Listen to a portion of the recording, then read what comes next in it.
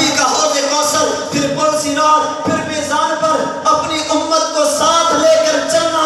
امت نے یہ بھی بتایا الغرض آپ کے افضل ہونے کی دوسری وجہ کسی نبی کی مکمل سیرت آج امت کے پاس محفوظ نہیں۔ اگر بات سیرت کی کیجئے، عالم ارواح سے لے کر ماں کے پیٹ تک، وہاں سے لے کر دنیا تک، وہاں سے لے کر قبر تک، وہاں سے لے کر حشر تک، اگر کسی نبی کی مکمل سیرت آج امت کے پاس محفوظ ہے، وہ ایک ہی نبی جنہیں امام الانبیاء کہا گیا، محمد مصطفیٰ کہا گیا، احمد مصطفیٰ کہا گیا۔ اس لیے ہمارا عقیدہ جیسے امت ایک طرف، نبی ایک طرف، امت مل کر نبی کے برابر نہیں ہو سکتی، ایسے انبیاء ایک طرف، امام الانبیاء ایک طرف، انبیاء مل کر بھی امام الانبیاء کے برابر نہیں ہو سکتی۔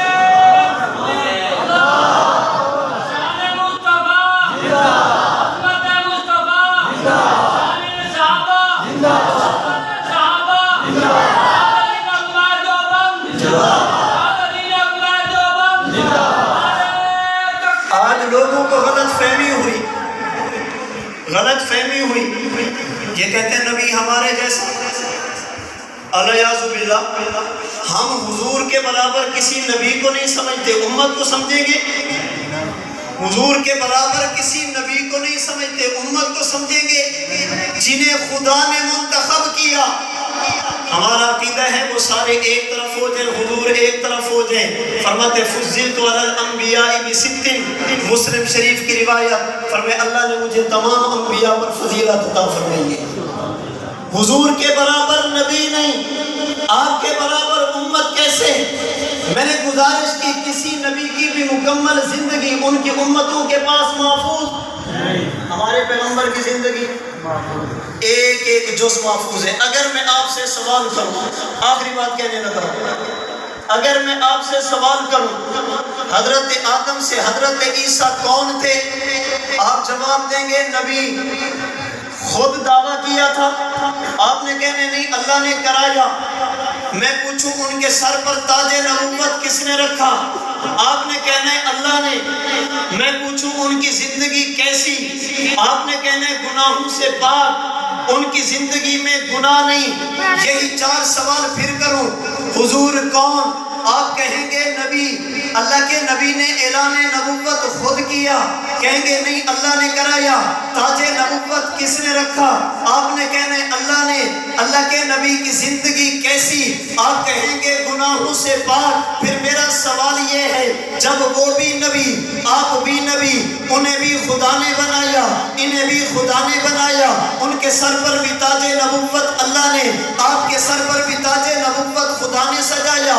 وہ بھی معصوم ہیں، آپ بھی معصوم ہیں، نافرمانی انہوں نے بھی نہیں، آپ نے بھی نہیں کی، عصمت ان کی بھی، عصمت آپ کی بھی، معصیت وہاں بھی نہیں، معصیت یہاں بھی۔ جب نبی بھی وہی، اللہ بھی وہی، پیغمبر بھی خدا نے بنایا، پھر سوال ذہن میں آیا ان کی زندگی محفوظ کیوں نہیں، آپ کی زندگی محفوظ کیوں ہے، ان کی سیرت محفوظ کیوں نہیں، آپ کی سیرت محفوظ کیوں ہے؟ جو خدا حضور کی سیرت کو حفاظت کے ساتھ رکھوا سکتا، باقیوں کی سیرت کی حفاظت کا بندوبست بھی اللہ کروا سکتے تھے۔ یاد رکھنا شیخ برا کے دوستو، جلسہ برائے جلسہ نہیں، دعوت فکر دینے لگا، بات جذبات کی نہیں، ایک درد دل جو آپ کے سامنے رکھنے لگا، ان کی سیرت کا محفوظ نہ ہونا، آپ کی سیرت کا محفوظ ہونا، اس کی کئی وجہ، ان میں سب سے پہلی اور بنیادی وجہ ان کی سیرت پر عمل کرنے کی ضرورت نہیں،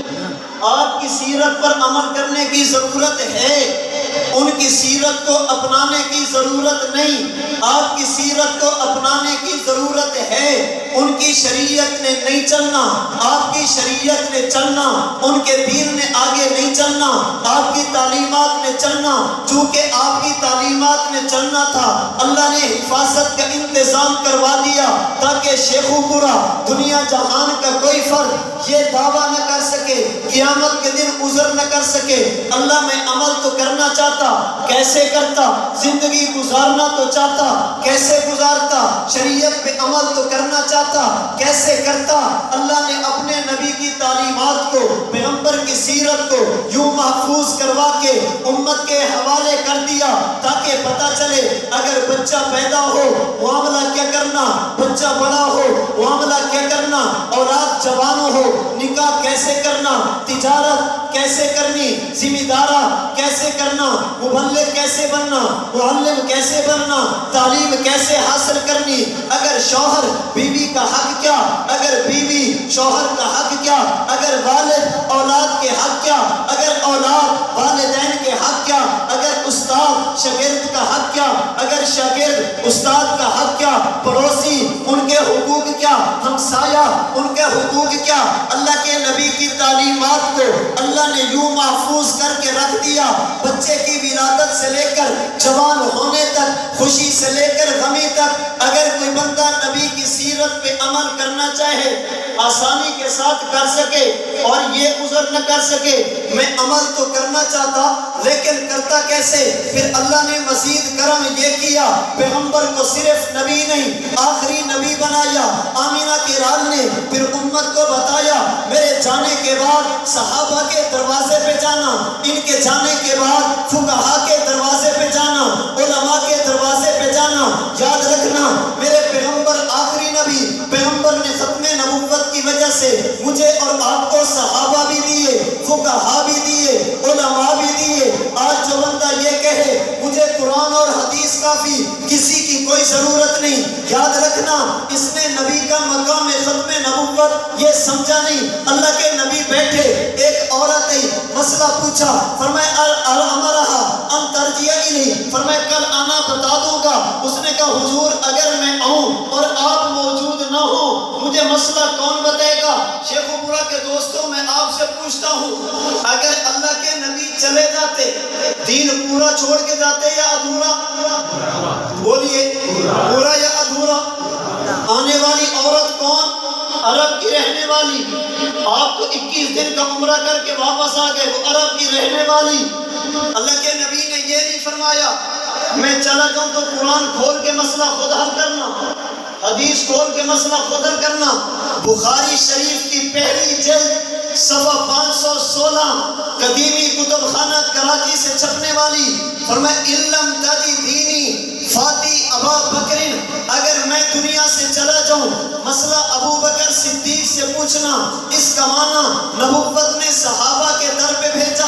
اللہ کے نبی کا فرمان وہ جمع اوسط طبرانی حدیث کی کتاب میں موجود ہے۔ اللہ کے نبی نے فرمایا تشاورون الفقہاء، میرے جانے کے بعد اگر مسئلہ پیش آ جائے فقہاء کے در پہ جانا۔